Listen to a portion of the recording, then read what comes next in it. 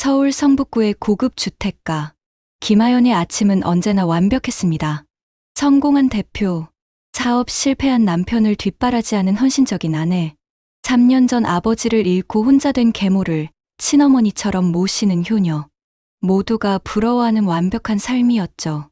그런데 어느 날 남편의 양복 주머니에서 발견한 한 장의 영수증이 모든 것을 바꿔놓았습니다.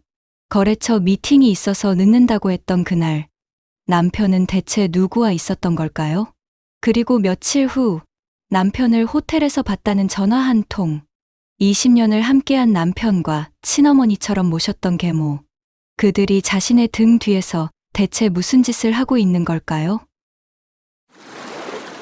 서울 성북구의 고급 주택가. 이른 아침 햇살이 김하연의 침실 창문으로 조용히 스며들었습니다. 48살의 하연은 늘 그랬듯이 가장 먼저 눈을 떴어요. 거울에 비친 자신의 모습을 바라보며 하연은 만족스러운 미소를 지었습니다.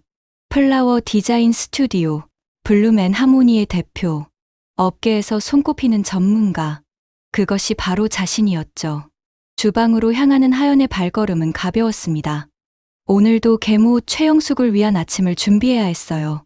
3년 전 아버지가 재혼하신 지 불과 6개월 만에 갑작스럽게 돌아가셨죠. 그때 하연의 마음은 찢어지는 것 같았습니다. 하지만 혼자 남겨진 영숙을 보며 하연은 결심했어요. 이 사람을 친어머니처럼 모시겠다고요. 어머니, 일어나셨어요?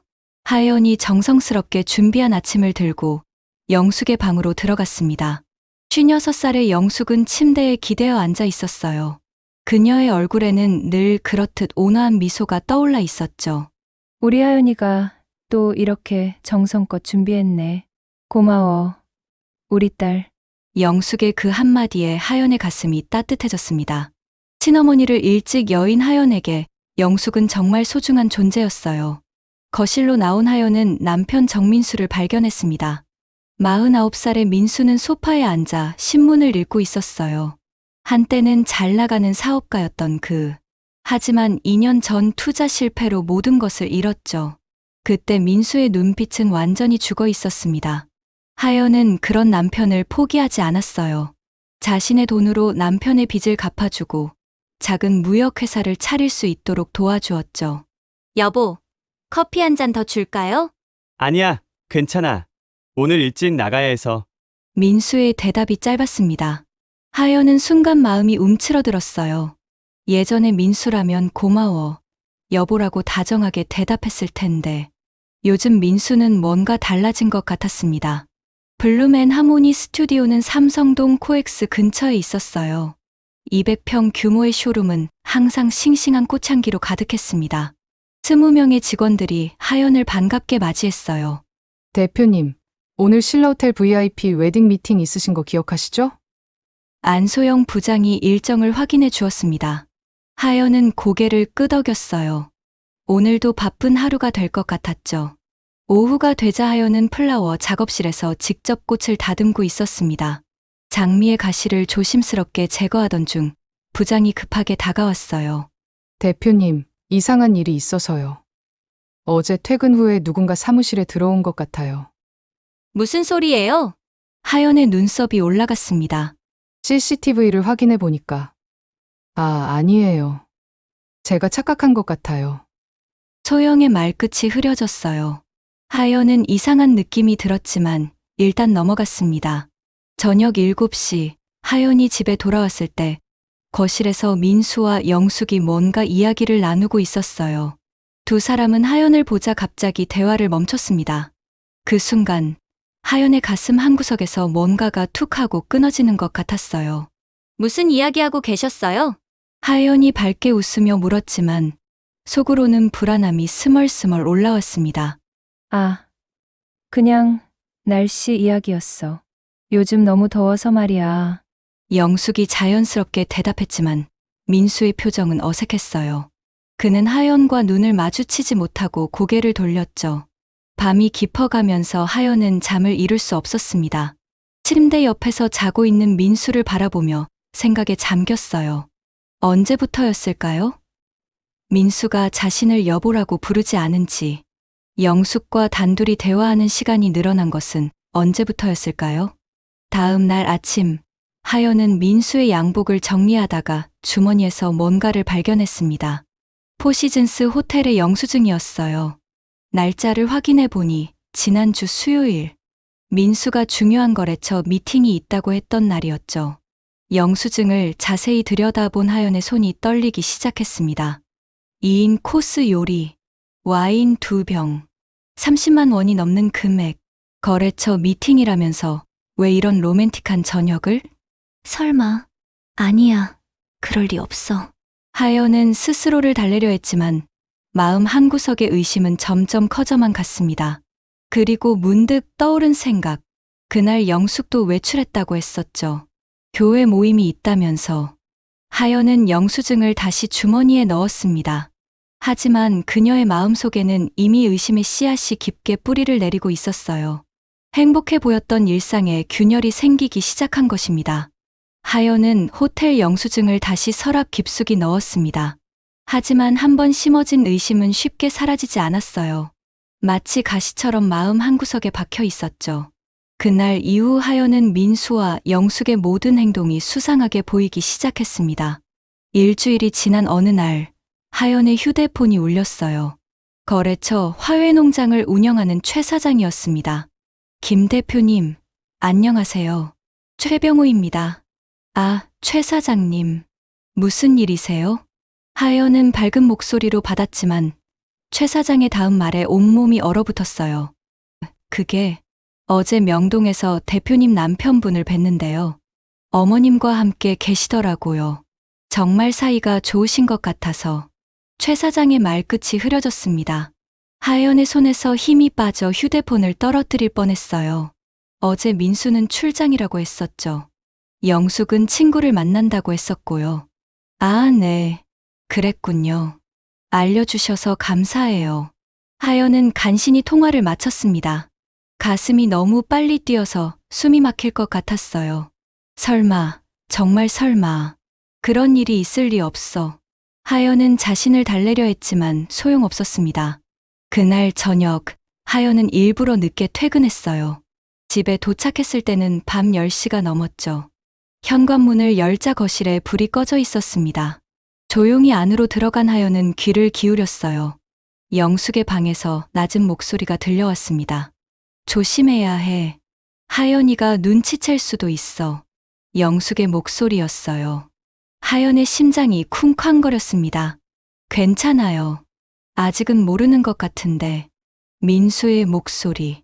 하연은 벽에 등을 기대고 섰어요. 다리가 후들거렸습니다. 제발 내가 잘못 들은 거겠지. 하지만 두 사람의 대화는 계속되었어요. 그래도 더 조심해. 이 집도, 회사도 모두 하연이 거잖아. 알고 있어요. 하지만 이제 조금만 더 기다리면. 민수의 말이 중간에 끊겼습니다. 하연은 급하게 주방으로 몸을 숨겼어요. 영숙의 방문이 열리는 소리가 들렸죠. 하연이 왔니? 영숙이 거실로 나왔습니다. 하연은 마치 방금 들어온 것처럼 현관에서 큰 소리로 말했어요. 어머니, 저 왔어요. 어머, 하연아, 이제 오는구나. 많이 피곤하지? 영숙의 얼굴에는 평소와 같은 미소가 있었습니다. 하지만 하연에게는 그 미소가 가면처럼 보였어요. 다음 날 아침, 하연은 회사에 출근하자마자 CCTV를 확인했습니다. 안소영 부장이 말했던 그날 밤의 영상을 찾아봤어요. 화면에 나타난 것은 충격적이었습니다. 민수와 영숙이 함께 사무실에 들어와 회계 장부를 뒤지고 있었던 거예요. 하연의 손이 떨렸습니다. 마우스를 제대로 잡을 수가 없었어요. 화면 속 두 사람은 무언가를 찾는 듯 서류를 뒤적거렸고, 민수는 몇 장의 서류를 가방에 넣었습니다. 이게 뭐야? 도대체 무슨 짓을? 하연은 혼잣말을 중얼거렸어요. 그때 사무실 문이 열렸습니다. 소영 부장이 들어왔죠. 대표님, 괜찮으세요? 안색이 안 좋아 보이는데. 아, 괜찮아요. 그런데 소영 씨, 우리 회사 계좌 좀 확인해 줄 수 있어요? 소영이 노트북을 열어 계좌를 확인하기 시작했습니다. 잠시 후 그녀의 얼굴이 창백해졌어요. 대표님, 이상해요. 지난 6개월 동안 조금씩 돈이 빠져나간 흔적이 있어요. 얼마나 되죠? 하연의 목소리가 떨렸습니다. 대략 2억 정도요. 작은 금액으로 여러 번 나눠서 빠져나갔네요. 하연은 의자에 털썩 주저앉았어요. 머리가 하얗게 변하는 것 같았습니다. 민수와 영숙, 자신이 가장 믿었던 두 사람이 이런 짓을 하고 있었다니. 소영 씨, 이 일은 아무에게도 말하지 말아 주세요. 네, 알겠습니다. 대표님, 소영이 걱정스러운 눈빛으로 하연을 바라봤지만 하연은 고개를 저었어요. 지금은 아무 말도 듣고 싶지 않았습니다. 점심시간, 하연은 회사 옥상에 올라갔어요. 서울의 높은 빌딩들이 눈앞에 펼쳐져 있었지만 아무것도 보이지 않았습니다. 눈물이 앞을 가렸거든요. 왜 나한테 이러는 거야? 하연은 울먹였습니다. 20년을 함께한 남편, 친어머니처럼 모셨던 계모, 그들이 자신을 배신하고 있었어요. 그것도 둘이 함께. 휴대폰이 울렸습니다. 민수였어요. 여보, 오늘 저녁에 중요한 미팅이 있어서 늦을 것 같아. 또요? 하연이 차갑게 물었습니다. 민수가 잠시 말을 멈췄어요. 왜 그래? 무슨 일 있어? 아니에요. 알겠어요. 하연은 전화를 끊었습니다. 더 이상 속을 수는 없었어요. 진실을 알아야 했습니다. 하연은 주머니에서 명함 한 장을 꺼냈어요. 며칠 전 지인이 소개해준 사설 탐정의 명함이었죠. 박준호 탐정사무소. 하연은 깊게 숨을 들이쉬고 전화번호를 눌렀습니다. 이제 더 이상 혼자서는 감당할 수 없었어요. 누군가의 도움이 필요했습니다. 여보세요. 박준호 탐정입니다. 낮고 차분한 남자 목소리가 들려왔어요. 하연은 떨리는 목소리로 말했습니다. 저 조사를 의뢰하고 싶은데요. 종로구의 한 오래된 건물 3층. 하연은 박준호 탐정 사무소라고 적힌 문패 앞에서 깊게 숨을 들이쉬었습니다. 문을 두드리자 안에서 낮은 목소리가 들려왔어요. 들어오세요. 사무실은 생각보다 깔끔했습니다. 책상 위에는 서류들이 정돈되어 있었고 벽에는 각종 자격증들이 걸려 있었어요. 박준호는 50대 초반으로 보였습니다. 날카로운 눈매와 단단한 체격이 전직 형사라는 말을 실감나게 했죠. 김하연 대표님이시죠? 전화로 말씀하신 분. 네, 맞아요. 하연은 의자에 앉으며 손에 든 가방을 꽉 쥐었습니다. 이런 곳에 오게 될 줄은 꿈에도 몰랐어요. 어떤 조사를 원하시나요? 준호의 목소리는 차분했지만 그의 눈은 하연의 표정을 놓치지 않고 있었습니다. 제 남편을 조사해 주세요. 말을 꺼내는 순간 하연의 목이 메었어요. 준호는 조용히 기다려 주었습니다. 불륜인가요? 네, 아마도요. 그리고 하연은 잠시 망설였습니다. 영숙에 대한 의심을 말해야 할까요? 상대가 누구인지 짐작가는 사람이 있으신가요? 준호가 조심스럽게 물었어요. 하연은 고개를 끄덕였습니다. 제 계모예요.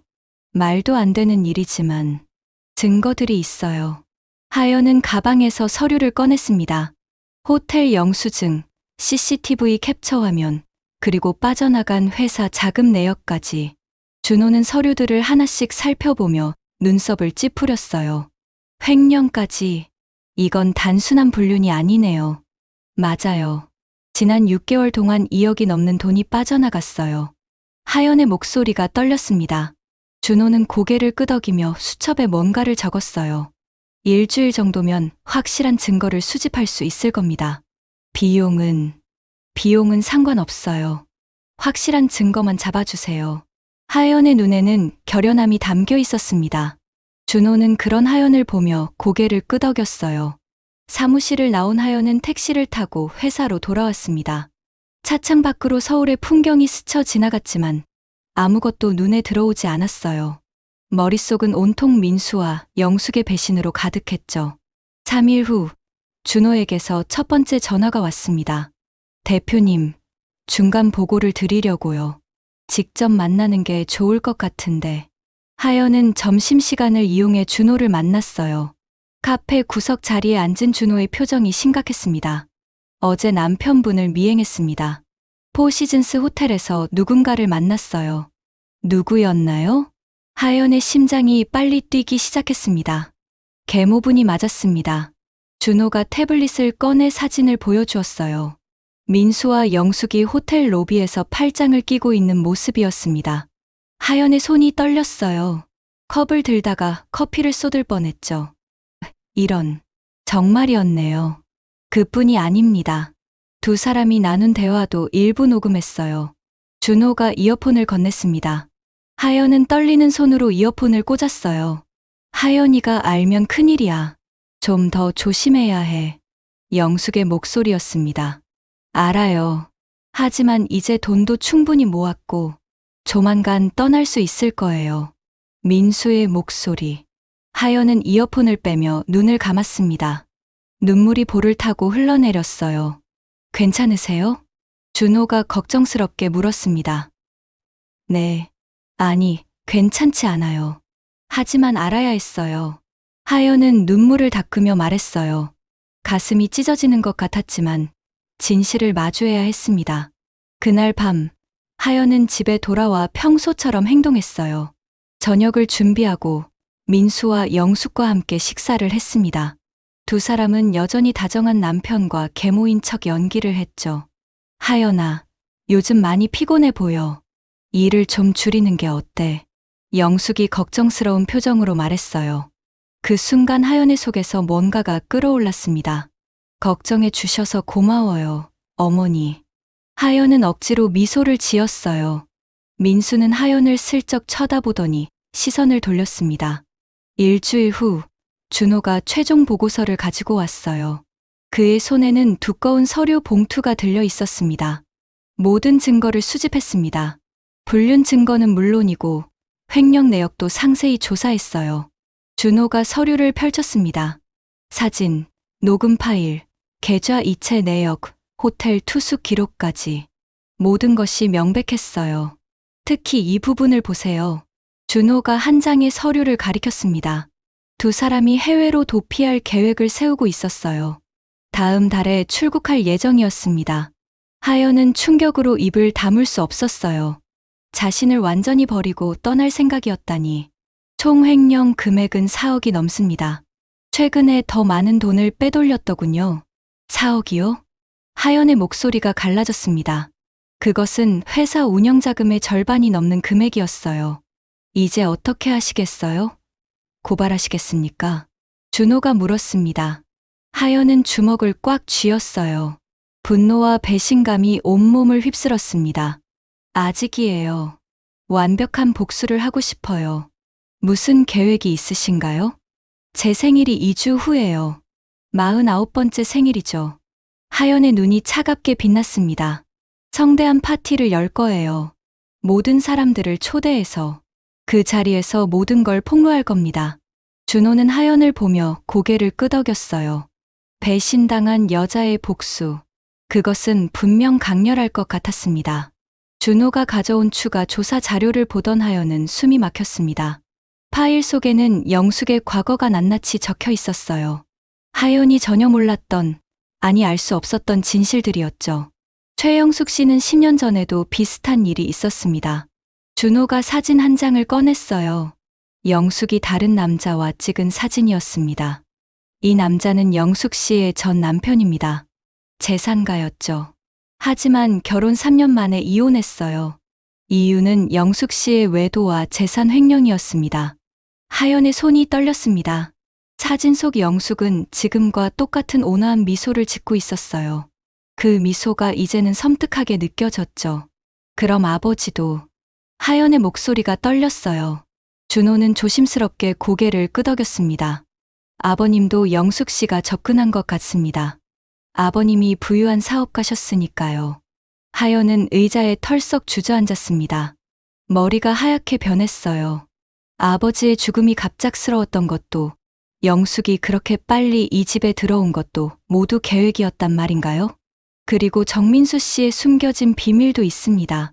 준호가 또 다른 서류를 꺼냈어요. 민수 씨는 도박 빚이 5억이 넘습니다. 대표님 몰래 사채까지 썼더군요. 5억이요? 하연은 믿을 수 없다는 표정으로 준호를 바라봤습니다. 민수가 사업에 실패한 줄만 알았는데 도박까지 하고 있었다니. 최근 6개월 동안 강원도 카지노에 50번 넘게 출입했습니다. 영숙 씨와 함께 간 적도 여러 번 있고요. 준호가 카지노 출입 기록을 보여주었어요. 날짜를 보니 민수가 출장이라고 했던 날들이었습니다. 그날 밤, 하연은 집에서 민수와 영숙을 새로운 눈으로 바라봤어요. 식탁에 앉은 두 사람이 낯선 사람처럼 느껴졌습니다. 하연아, 왜 그래? 입맛이 없니? 영숙이 걱정스러운 표정으로 물었어요. 그 연기가 이제는 역겨웠습니다. 아니에요. 그냥 좀 피곤해서요. 하연은 억지로 미소를 지었어요. 민수는 핸드폰만 보고 있었습니다. 아마 도박 사이트를 보고 있겠죠. 다음 날, 하연은 준호를 다시 만났어요. 이번에는 더 충격적인 사실을 들었습니다. 두 사람이 대표님의 생명보험을 노리고 있었어요. 생명보험이요? 하연은 깜짝 놀랐습니다. 네. 대표님 명의로 10억짜리 생명보험이 들어있는데 수익자를 영숙 씨로 바꾸려고 시도했던 흔적이 있습니다. 하연의 온몸에 소름이 돋았어요. 그들이 자신의 목숨까지 노리고 있었다니. 서류는 위조하다가 실패한 것 같습니다. 하지만 계속 시도할 가능성이 있어요. 준호의 표정이 심각했습니다. 대표님, 이제 위험할 수 있습니다. 경찰에 신고하는 게 아니에요. 하연이 단호하게 말했어요. 아직이에요. 제가 원하는 방식으로 끝내고 싶어요. 준호는 걱정스러운 눈빛으로 하연을 바라봤지만 더 이상 말리지는 않았습니다. 그날 저녁, 하연은 일부러 늦게 귀가했어요. 집 앞에서 잠시 차 안에 앉아 있다가 조용히 현관으로 다가갔습니다. 문틈으로 들리는 목소리에 귀를 기울였어요. 이번이 마지막 기회야. 생일 파티 때 뭔가 해야 해. 영숙의 목소리였습니다. 어떡해요? 사람들이 많이 올 텐데. 민수가 걱정스럽게 물었어요. 파티가 끝나고 집에 돌아왔을 때 계단에서 실수로 넘어진 것처럼 하면. 하연은 숨이 멎을 것 같았습니다. 그들이 정말로 자신을 해치려는 계획을 세우고 있었어요. 다리가 후들거렸지만 하연은 침착하게 뒤로 물러났습니다. 차에 돌아온 하연은 준호에게 전화를 걸었어요. 준호 씨, 녹음기를 구해주세요. 그리고 생일 파티 때 경찰도 대기시켜 주세요. 무슨 일이 있었나요? 그들이 저를 해치려고 해요. 하연의 목소리가 떨렸습니다. 준호는 즉시 알겠다고 답했어요. 며칠 후, 하연은 생일 파티 초대장을 만들기 시작했습니다. 화려한 디자인의 초대장에는 특별한 발표가 있을 예정이라는 문구가 적혀 있었죠. 여보, 이렇게 큰 파티를 열 필요가 있을까? 민수가 초대장을 보며 물었어요. 그의 눈에 불안한 빛이 스쳤습니다. 49번째 생일이잖아요. 특별하게 보내고 싶어요. 하연은 밝게 웃으며 대답했어요. 영숙도 옆에서 거들었습니다. 그래, 좋은 생각이야. 우리 하연이 생일은 크게 치러야지. 영숙의 미소 뒤에 숨겨진 계산을 하연은 이제 알 수 있었어요. 초대장을 받은 사람들의 반응은 뜨거웠습니다. 블룸 앤 하모니의 직원들, 거래처 사장들, 화훼 농장 대표들, 그리고 업계 유명 인사들까지 모두가 참석하겠다고 답했어요. 파티 일주일 전, 하연은 준호와 마지막 미팅을 했습니다. 모든 준비가 끝났습니다. 대형 스크린도 준비했고 증거 자료도 완벽하게 정리했어요. 고마워요, 준호 씨. 하연의 눈에는 결연한 의지가 담겨 있었습니다. 그런데 정말 괜찮으시겠어요? 모든 사람들 앞에서. 네, 그들이 저에게 한 짓을 모두가 알아야 해요. 하연의 목소리는 차가웠지만 단호했습니다. 3년 동안 속고 살았던 시간, 그 배신의 대가를 이제 치르게 할 때가 왔어요. 하연의 49번째 생일이 밝았습니다. 포시즌스 호텔 그랜드 볼룸은 아침부터 분주했어요.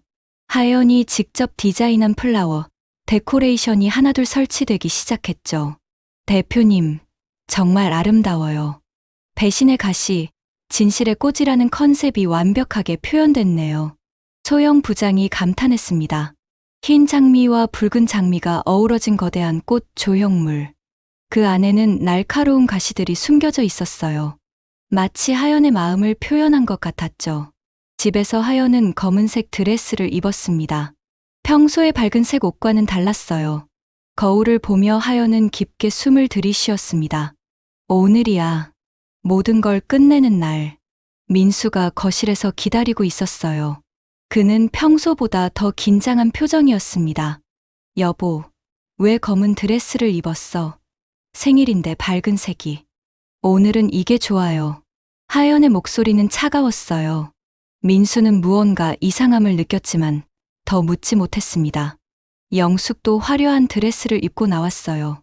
마치 자신이 주인공인 것처럼 꾸몄죠. 우리 하연이 정말 우아해. 오늘 모든 사람들이 감탄할 거야. 영숙의 미소가 역겨웠지만 하연은 참았습니다. 조금만 더 참으면 되니까요. 저녁 6시, 호텔 볼룸에는 100명이 넘는 사람들이 모였어요. 플라워 업계의 유명 인사들, 호텔 관계자들, 거래처 사장들, 그리고 블룸 앤 하모니의 직원들까지. 김하연 대표님, 생일 축하합니다. 정말 아름다운 파티네요. 사람들의 축하 인사가 쏟아졌습니다. 민수와 영숙은 하연 옆에서 행복한 가족인 척 연기를 했어요. 우리 아내가 정말 대단하죠? 이 모든 걸 직접 준비했어요. 민수가 사람들에게 자랑했습니다. 하연이는 제가 친딸처럼 키운 자랑스러운 딸이에요. 영숙도 거들었죠. 하연은 그들의 뻔뻔한 모습을 보며 속으로 비웃었습니다. 파티가 무르익을 무렵 하연이 무대로 올라갔어요. 마이크를 잡은 손이 약간 떨렸지만 눈빛은 단호했습니다. 오늘 제 생일에 와주신 모든 분들께 감사드립니다. 박수 소리가 울려 퍼졌어요. 하연은 깊게 숨을 들이쉬었습니다. 오늘은 단순한 생일 파티가 아니에요. 제가 여러분께 보여드리고 싶은 것이 있습니다. 사람들이 궁금한 표정으로 하연을 바라봤어요. 민수와 영숙의 표정이 서서히 굳어지기 시작했습니다. 지난 3년 동안 저는 거짓 속에서 살았습니다. 하연의 목소리가 울렸어요. 볼륨이 순식간에 조용해졌습니다. 제가 가장 믿었던 두 사람에게 배신당했어요. 제 남편 정민수와 제 계모 최영숙입니다. 순간 볼륨 안이 술렁거렸어요. 민수의 얼굴이 하얗게 변했고 영숙은 당황한 표정으로 주변을 둘러봤습니다. 하연아, 무슨 소리를 하는 거니? 영숙이 떨리는 목소리로 말했어요. 이제 연기는 그만하세요. 하연이 손을 들었습니다. 그 신호와 함께 볼륨의 대형 스크린이 켜졌어요. 화면에는 민수와 영숙이 호텔에서 팔짱을 끼고 걷는 모습이 나타났습니다. 그리고 두 사람이 키스하는 장면까지. 여기저기서 놀란 소리가 터져 나왔어요. 사람들은 충격에 입을 다물지 못했습니다. 이게 끝이 아닙니다. 하연이 계속했어요. 스크린에는 회사 자금 횡령 내역이 나타났습니다. 4억이 넘는 금액이 빠져나간 증거들이었죠. 이 두 사람은 제 회사 돈을 훔쳤어요. 그리고 해외로 도피할 계획까지 세웠습니다. 민수가 비틀거리며 뒤로 물러났어요. 영숙은 하연에게 다가오려 했지만 누군가가 막았습니다. 준호였어요. 더 충격적인 사실이 있습니다. 하연의 목소리가 떨렸지만 끝까지 말했어요. 그들은 제 생명보험금을 노렸고 저를 해치려는 계획까지 세웠습니다. 스크린에 녹음 파일이 재생되었어요. 영숙과 민수가 하연을 해치려는 대화가 볼륨에 울려 퍼졌습니다. 이럴 수가. 믿을 수 없어. 사람들의 경악하는 소리가 곳곳에서 들렸어요. 그때 볼륨 입구에서 경찰들이 들어왔습니다. 준호가 미리 준비해 둔 것이었죠. 정민수 씨, 최영숙 씨, 횡령 혐의로 체포합니다. 경찰이 두 사람에게 수갑을 채웠어요. 민수는 고개를 숙인 채 아무 말도 하지 못했고 영숙은 하연을 원망스러운 눈빛으로 바라봤습니다. 하연아, 어떻게 나한테 이럴 수가. 어머니라고 부르지 마세요. 하연의 목소리가 차갑게 울렸어요. 당신은 처음부터 제 아버지의 돈을 노리고 접근했잖아요. 그리고 이제는 제 남편까지. 하연의 눈에서 눈물이 흘렀습니다. 하지만 그것은 슬픔의 눈물이 아니라 분노의 눈물이었어요. 경찰이 두 사람을 데리고 나간 후 볼륨은 잠시 정적에 휩싸였습니다. 그때 누군가가 박수를 치기 시작했어요. 그것을 시작으로 모든 사람들이 하연에게 박수를 보냈습니다. 대표님, 정말 용감하셨어요. 소영이 눈물을 흘리며 하연을 안았어요. 다른 직원들도 하연을 둘러싸며 위로했습니다. 이제 새로운 시작이에요, 대표님. 저희가 항상 곁에 있을게요. 하연은 직원들의 따뜻한 말에 진짜 눈물을 흘렸어요. 비로소 모든 것이 끝났습니다. 거짓과 배신의 시간이 끝나고 진실이 밝혀진 것이었죠. 파티가 끝난 후 하연은 호텔 발코니에 서 있었어요. 서울의 야경이 눈앞에 펼쳐져 있었습니다. 준호가 다가와 하연 옆에 섰어요. 수고하셨습니다. 정말 대단한 용기였어요. 고마워요, 준호 씨. 당신이 없었다면 불가능했을 거예요. 하연이 진심을 담아 말했습니다. 이제 어떻게 하실 건가요? 새로 시작해야죠. 혼자지만, 아니 혼자라서 더 자유롭게요. 하연의 얼굴에 처음으로 진짜 미소가 떠올랐어요. 49번째 생일. 그것은 끝이 아니라 새로운 시작이었습니다. 서울중앙지방법원. 하연은 검은색 정장을 입고 법정에 앉아 있었습니다. 오늘은 민수와 영숙의 첫 공판이 열리는 날이었어요. 석 달 만에 다시 보는 두 사람의 모습은 초라했습니다. 민수의 얼굴은 수척해졌고 한때 단정했던 머리는 헝클어져 있었어요. 영숙도 마찬가지였습니다. 화려했던 모습은 온데간데 없고 지친 얼굴만 남아 있었죠. 피고인 정민수, 최영숙은 피해자의 회사 자금 4억 2천만 원을 횡령한 혐의로 기소되었습니다. 검사의 목소리가 법정에 울렸어요. 하연은 두 사람을 차갑게 바라봤습니다. 한때는 가족이라고 믿었던 사람들. 이제는 그저 범죄자일 뿐이었죠. 피고인들은 혐의를 인정합니까? 판사가 물었습니다. 민수가 고개를 들어 하연을 바라봤어요. 그 눈빛에는 후회와 원망이 뒤섞여 있었습니다. 저는 잘못했습니다. 하지만 이건 모두 최영숙 씨가 시킨 일입니다. 민수의 변명에 영숙이 벌떡 일어났어요. 뭐라고? 당신이 먼저 제안했잖아. 두 사람이 서로를 비난하기 시작했습니다. 법정이 소란스러워졌어요. 판사가 정숙을 요구했지만 두 사람의 추악한 모습은 이미 모두에게 드러났죠. 하연은 그 광경을 보며 속이 시원하면서도 씁쓸했어요. 사랑이라고 믿었던 것이 결국 돈 앞에서는 이렇게 무너지는구나. 재판이 끝난 후 하연은 법원 밖에서 준호를 만났습니다. 어떠셨어요? 속이 후련하면서도 허무해요. 20년을 함께 산 사람이 저런 모습이라니. 하연의 목소리에는 쓸쓸함이 묻어났어요. 준호는 조용히 하연의 곁에 서 있었습니다. 그로부터 한 달 후 하연은 이혼 법정에 섰어요. 민수는 여전히 수감 중이었기 때문에 교도관과 함께 나왔습니다. 위자료는 포기하겠습니다. 다만 재산 분할을. 민수의 변호사가 말을 시작했지만 하연의 변호사가 바로 반박했어요.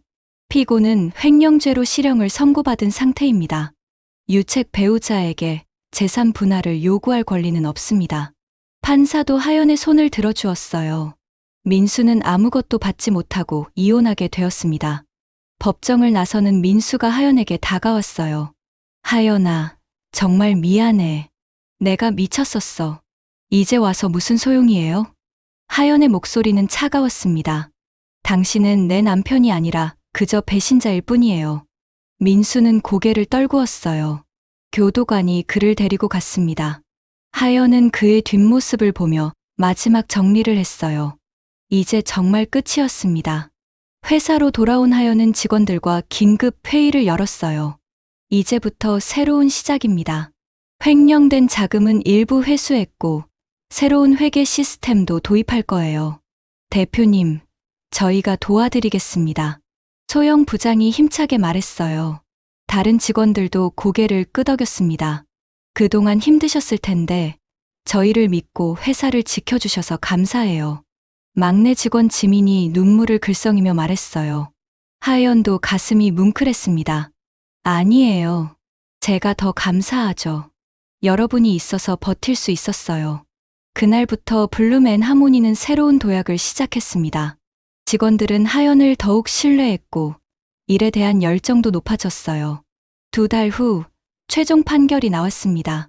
피고인 정민수에게 징역 4년을, 피고인 최영숙에게 징역 3년을 선고한다.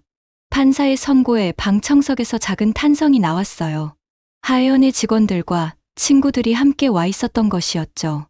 또한 피고인들은 연대하여 피해자에게 4억 2천만 원을 배상할 것을 명한다. 영숙이 판결을 듣고 주저앉았어요. 그녀의 얼굴에는 절망이 가득했습니다. 하연아, 제발 한 번만 용서해줘. 내가 정말 미안해. 영숙이 울부짖었지만 하연은 돌아보지 않았어요. 더 이상 그 여자는 자신의 가족이 아니었습니다. 법원을 나온 하연은 깊게 숨을 들이쉬었어요. 하늘이 유난히 맑았습니다. 마치 모든 먹구름이 거친 것처럼. 대표님, 이제 정말 끝났네요.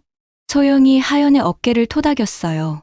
네, 이제 진짜 끝이에요. 하연의 얼굴에 미소가 떠올랐습니다. 무거웠던 짐을 모두 내려놓은 것 같았어요. 저녁, 하연은 혼자 집에 돌아왔습니다. 한때는 세 사람이 함께 살았던 집. 이제는 하연 혼자만의 공간이 되었어요. 거실에 앉아 하연은 주변을 둘러봤습니다. 민수와 영숙의 흔적은 모두 치워버렸어요. 대신 하연이 좋아하는 꽃들로 집안을 가득 채웠죠. 이제 내 인생은 내가 사는 거야. 하연은 혼잣말을 했어요. 창밖으로 보이는 서울의 야경이 아름다웠습니다. 휴대폰이 울렸어요. 준호였습니다. 축하해요. 이제 모든 게 끝났네요. 고마워요, 준호 씨. 정말 많은 도움을 받았어요. 제가 한 건 별로 없어요. 대표님의 용기가 모든 걸 가능하게 했죠.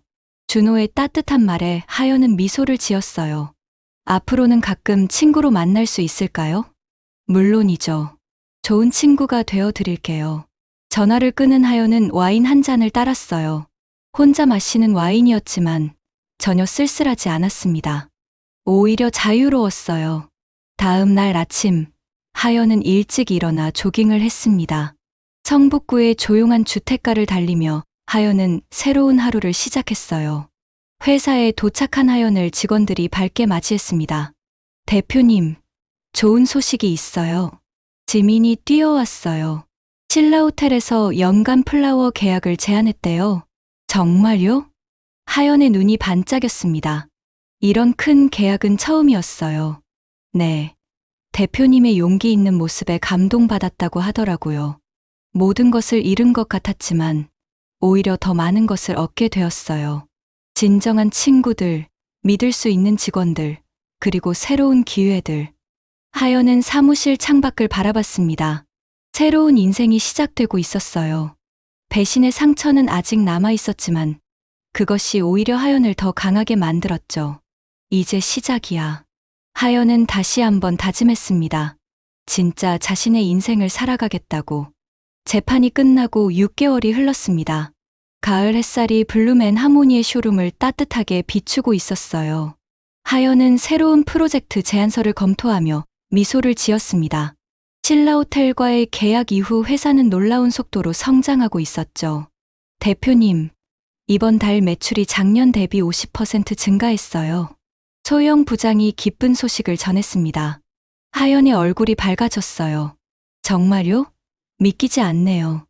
대표님이 정직한 경영으로 신뢰를 회복한 덕분이에요.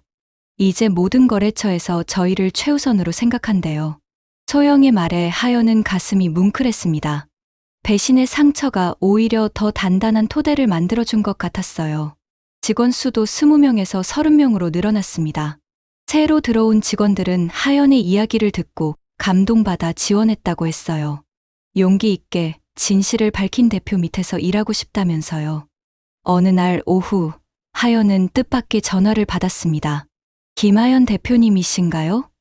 롯데호텔 구매팀입니다. 네, 맞습니다. 저희도 블룸앤 하모니와 연간 계약을 맺고 싶은데요. 하연은 귀를 의심했어요. 롯데호텔까지 제안이 들어오다니. 정말인가요? 네. 대표님의 디자인 실력과 정직한 경영 철학에 감명받았습니다. 전화를 끄는 하연은 잠시 멍하니 앉아 있었어요. 불과 6개월 전만 해도 모든 것을 잃을 뻔했는데 이제는 대기업들이 먼저 손을 내밀고 있었습니다.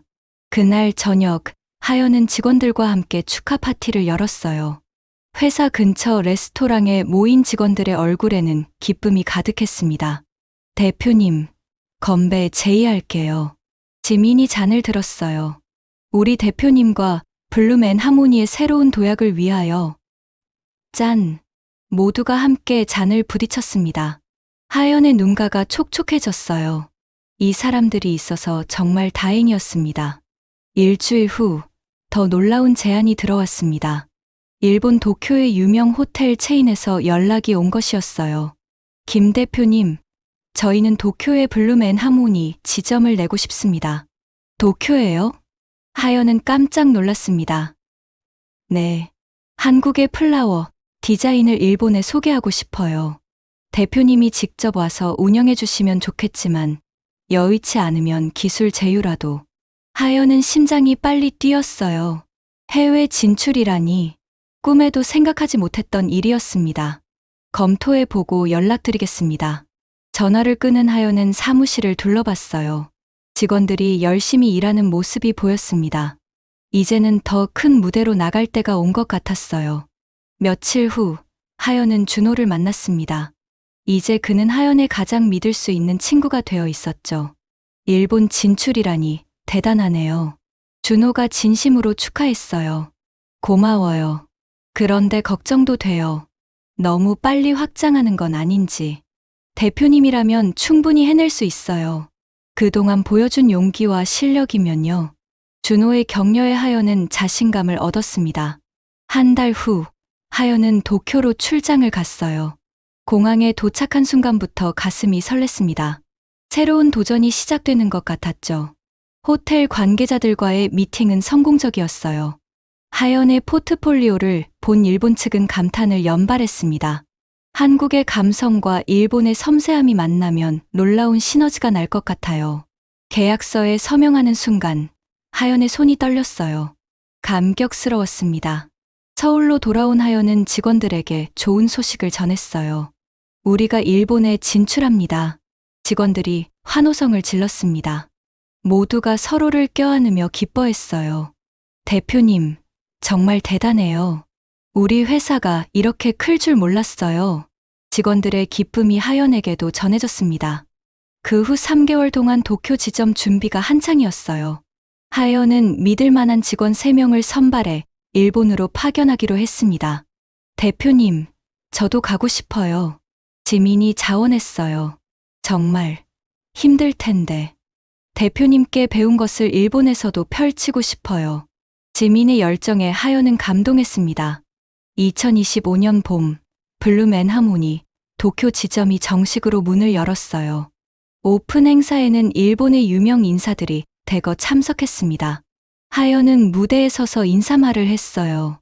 일본어는 서툴렀지만 진심은 충분히 전달되었죠. 꽃은 국경이 없습니다. 아름다움을 추구하는 마음도 마찬가지예요. 박수가 쏟아졌습니다. 하연의 눈에 눈물이 맺혔어요. 1년 전 배신으로 무너졌던 자신이 이제는 국제 무대에 서 있다니. 서울로 돌아온 하연은 회사 옥상에 올라갔어요. 도시의 불빛들이 반짝이고 있었습니다. 휴대폰이 울렸어요. 중국 상하이에서 온 전화였습니다. 김 대표님, 저희는 상하이에. 또 다른 제안이었어요. 하연은 미소를 지었습니다. 며칠 후, 하연은 오랜만에 봉사활동을 시작했어요. 소외계층을 위한 무료 플라워 클래스였습니다. 꽃을 만지면 마음이 편안해져요. 한 할머니가 말했어요. 저도 그래요. 꽃은 상처받은 마음을 치유해주죠. 하연이 부드럽게 답했습니다. 그날 저녁, 하연은 일기를 썼어요. 오늘도 감사한 하루였다. 배신의 아픔이 없었다면 이런 성장도 없었을 것이다. 이제 나는 더 이상 과거에 얽매이지 않는다. 매일이 새로운 도전이고 매일이 선물이다. 창밖으로 별이 빛나고 있었어요. 하연의 미래도 그 별처럼 밝게 빛날 것 같았습니다. 폐허에서도 꽃은 핀다.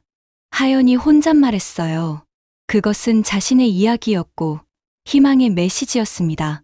3년 후 2027년 봄. 하연은 51세가 되었습니다. 블루맨 하모니 본사 회의실에는 아시아 각국에서 온 지점장들이 모여 있었어요. 도쿄, 상하이, 싱가포르, 방콕. 한때 작은 스튜디오였던 회사가 이제는 아시아를 대표하는 플라워, 디자인 기업이 되어 있었죠. 이번 분기 전체 매출이 200억을 돌파했습니다. 소영 부장이 보고했어요. 이제 그녀는 부사장이 되어 있었습니다. 직원도 100명이 넘었고 각 지점까지 합치면 300명에 달했죠. 회의가 끝난 후 하연은 사무실로 돌아왔습니다. 책상 위에는 한 통의 편지가 놓여 있었어요. 교도소에서 온 편지였습니다. 하연에게 나는 내일 출소한다. 3년 동안 많이 반성했어. 용서를 구할 자격은 없지만 한 번만 만나줄 수 있을까? 민수. 하연은 편지를 내려놓고 창밖을 바라봤어요. 3년. 긴 시간이었습니다. 분노도 원망도 이제는 많이 사라졌어요. 다음 날, 하연은 카페에서 민수를 만났습니다. 머리가 하얗게 센 민수의 모습에 하연은 놀랐어요. 겨우 3년인데 10년은 늙은 것 같았죠. 잘 지냈어? 하연이 조용히 물었습니다. 미안해, 하연아. 정말 미안해. 민수의 눈에 눈물이 고였어요. 이제 괜찮아요. 다 지난 일이에요. 하연의 목소리는 평온했습니다. 정말로 용서한 것은 아니었지만 더 이상 미워하고 싶지도 않았어요. 영숙 씨는 어떻게 지내요? 모르겠어. 연락 안 해. 앞으로도 안 할 거야. 민수가 고개를 숙였습니다. 새 출발 잘하세요. 다시는 만나지 맙시다. 하연은 일어섰어요. 뒤돌아보지 않고 카페를 나왔습니다. 마음이 후련했어요. 이제 정말로 과거와 작별한 것 같았죠. 일주일 후 하연은 아시아 플라워 디자인 협회 부회장으로 취임했습니다. 취임식에는 각국의 플라워 디자이너들이 모였어요. 김하연 대표님은 역경을 예술로 승화시킨 분입니다. 협회장의 소개에 박수가 터져 나왔어요. 하연은 무대에 올라갔습니다. 꽃은 어떤 환경에서도 피어납니다. 우리의 인생도 마찬가지예요. 상처 입은 땅에서도 더 아름다운 꽃이 필 수 있습니다. 하연의 연설에 많은 사람들이 감동했어요. 그녀의 이야기는 이미 업계에서 전설이 되어 있었죠. 취임식이 끝난 후 하연은 뜻밖의 사람을 만났습니다. 프랑스에서 온 갤러리 관장 장 피에르였어요. 김 대표님, 파리에서 전시회를 열어보시지 않겠어요? 파리에서요? 하연은 놀랐습니다. 네, 동양의 꽃, 서양을 만나다라는 주제로요. 대표님의 작품이 파리 사람들에게 큰 감동을 줄 거예요. 하연의 가슴이 뛰었어요. 파리, 예술의 도시에서 전시회를 연다니. 그날 저녁, 하연은 준호와 저녁을 먹었습니다. 이제 준호는 하연의 가장 친한 친구였어요. 파리 전시회라니 정말 대단해요. 준호 씨가 도와준 덕분이에요. 그때 용기를 주지 않았다면. 아니에요. 대표님의 힘이었어요. 두 사람은 미소를 나누었습니다. 때로는 말이 필요 없는 편안한 사이가 되어 있었죠. 그런데 개인적인 만남은 없으세요? 준호가 조심스럽게 물었어요. 아직은 혼자가 편해요. 일도 재미있고 좋은 사람들도 많고 언젠가는 좋은 사람 만나실 거예요. 그럴까요? 하연이 웃었습니다. 사실 외롭지 않았어요. 충만한 삶을 살고 있었으니까요. 한 달 후, 하연은 청년 플로리스트 양성 재단을 설립했습니다. 어려운 환경의 청년들에게 무료로 플라워, 디자인을 가르치는 재단이었어요. 대표님, 정말 감사해요. 꿈을 가질 수 있게 해주셔서. 한 청년이 눈물을 흘리며 말했어요. 하연도 가슴이 뭉클했습니다. 꿈은 누구나 가질 수 있어요. 포기하지 마세요. 하연의 격려에 청년들의 눈이 반짝였어요. 어느 날, 하연은 집 근처 공원을 산책하다가 벤치에 앉았습니다.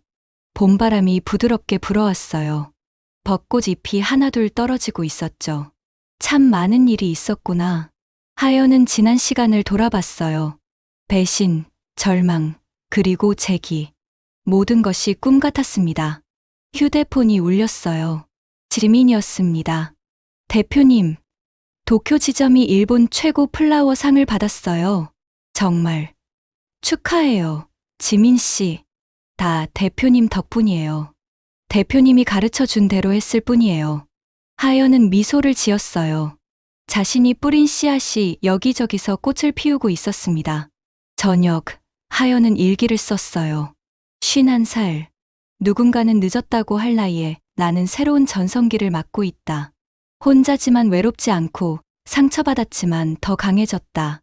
배신의 가시에 찔렸지만 그 상처에서 더 아름다운 꽃을 피워냈다. 펜을 내려놓은 하연은 거실로 나왔어요. 탁자 위에는 직원들이 선물한 꽃다발이 놓여 있었습니다.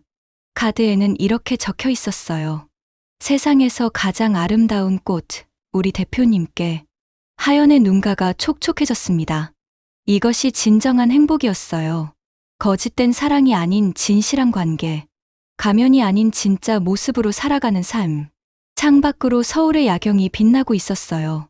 수많은 불빛 중 하나인 하연의 이야기. 그것은 끝이 아니라 새로운 시작이었습니다. 감사합니다. 이 모든 것에. 하연이 조용히 말했어요. 내일은 또 어떤 일이 기다리고 있을까요? 이제는 두렵지 않았습니다. 오히려 기대되었어요. 49살에 시작된 새로운 인생은 51살이 된 지금 가장 찬란하게 빛나고 있었습니다. 그리고 앞으로도 계속 빛날 것이었어요. 하연이 선택한 길, 진실하고 당당한 그 길 위에서.